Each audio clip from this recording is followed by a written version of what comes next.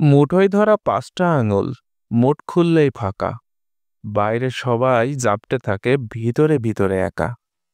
ভুল ঠিকানায় পথ হারিয়ে, স্রোতের দোলায় ডিঙি বাই।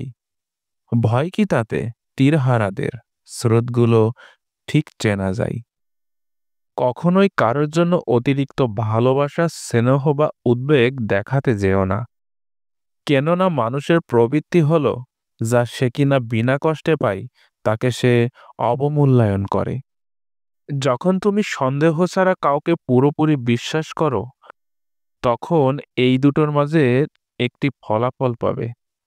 সারা জীবনের জন্য একজন মানুষ, অথবা সারা জীবনের জন্য একটি শিক্ষা। শ্রেষ্ঠ মানুষ হলো সে, যার অন্তর পরিচ্ছন্ন এবং মুখ সত্যবাদী। আত্মীয়রা অনেকটা বিপক্ষ দলের নেতার মতো।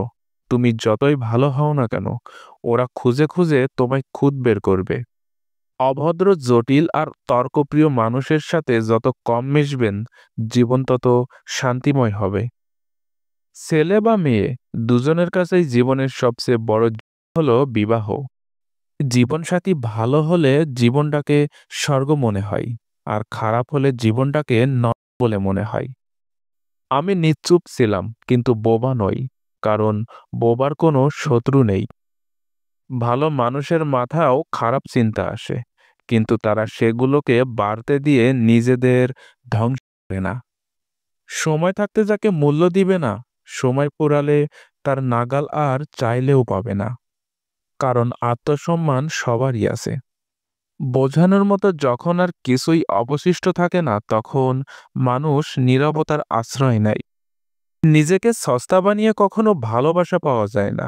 যা পাওয়া যায় তা হলো অপমান, উপেক্ষা আর অবহেলা।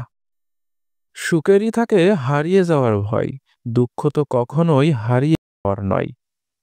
টাকা দিয়ে সব পাওয়া গেলেও মায়ের মতো মায়া আর বাবার মতো ছায়া কোথাও পাবে না। কারো উপর রাগ করার অর্থই হলো নিজে ভেবে অন্যকে মরা করা। কাউকে সবচেয়ে বেশি বিশ্বাস করার পরেও যদি সে ঠকায়, তবে অবশ্যই তাকে পরিত্যাগ করা উচিত। পৃথিবীর অনেক কিছুই ভাঙার পরে জোড়া লাগানো সম্ভব, কিন্তু একজন বিশ্বাসভঙ্গকারীকে পুনরায় বিশ্বাস করা অসম্ভব। কারণ একবার বিশ্বাস ভাঙলে তা জোড়া লাগানো অসম্ভব হয়ে দাঁড়ায়। মানবতাবোধ থেকে যারা ঠকবাজকে ক্ষমা করেছেন, তাদের বেশিরভাগ মানুষকেই পরিবর্তে ভুগতে হয়েছে। বিশ্বাসভঙ্গকারী মানুষ কখনোই ভালো হয় না। তাদের মন মানসিকতাতেই থাকে ঠকানোর চিন্তা। ধন সম্পত্তি নয়, মানুষের জীবনের সবচেয়ে প্রয়োজনীয় জিনিস হলো মানসিক শান্তি।